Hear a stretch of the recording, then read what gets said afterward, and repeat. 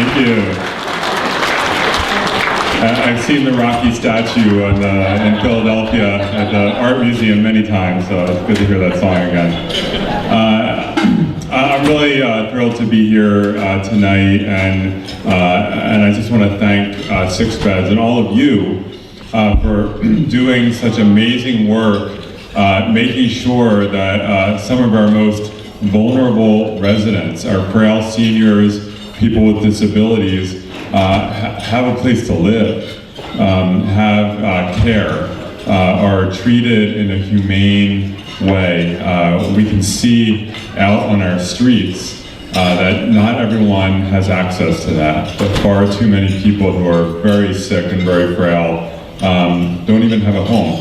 And so having that safety net, that network of businesses, of people who are just helping take care of people and making sure that people can age gracefully and with dignity is incredibly important. So let's hear it for all of you.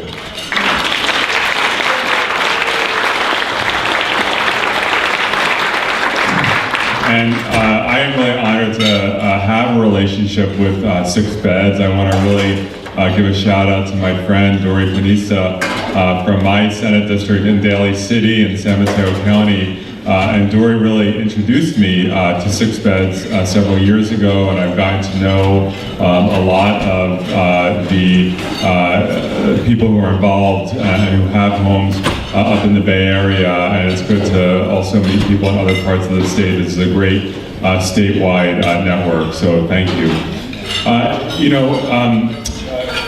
We see every day on the news what's happening in Washington in terms of everyone fighting, nothing really getting done. Whether you're a Republican or a Democrat, I think it's frustrating for everyone because nothing seems to be happening. The good thing is that in the legislature, things are happening.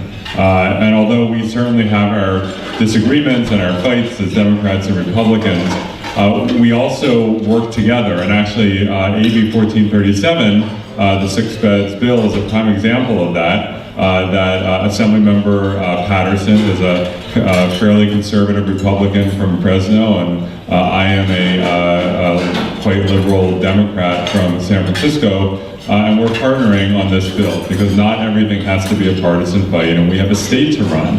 And so we have been able to,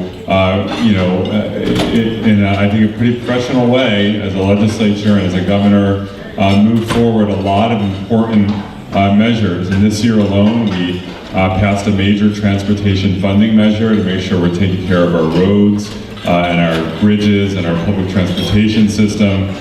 We are about to pass a housing package to try to address how expensive housing is in California, and we've worked together in a bipartisan way to make that happen. And we're working to protect our environment. We are, of course, also very focused on making sure that our seniors and our people, residents living with disabilities, are treated in a humane way. Supporting our care facilities is a key part of that. We also are working very hard to try to increase the resources available for seniors in general, because too many seniors, even if they are able to stay in their homes, are isolated. We need to give people access to social outlets, to food, to whether they're going to a senior center or having food delivered at home, and just making sure that people can age with dignity. We also are working to really try to increase what we invest in mental health care, because we have far too many people, including seniors, who are living with mental illness and don't have access to the health care that they need to be healthy and to be full members of society. I also have the honor of chairing the Senate Human Services Committee, and that is the committee that basically has jurisdiction over the poorest and most marginalized and most frail members of our society, whether it's foster youth or homeless people or low-income seniors or children living with disabilities, that's where we make the policy to try to address people's needs.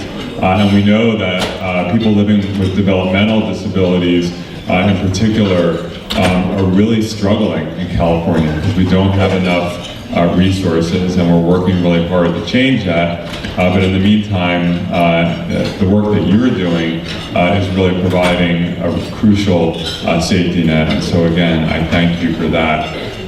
We are going to continue to work hard. We're about to wrap up our legislative session for the year in the middle of September, and then we are engaged in the planning process for next year.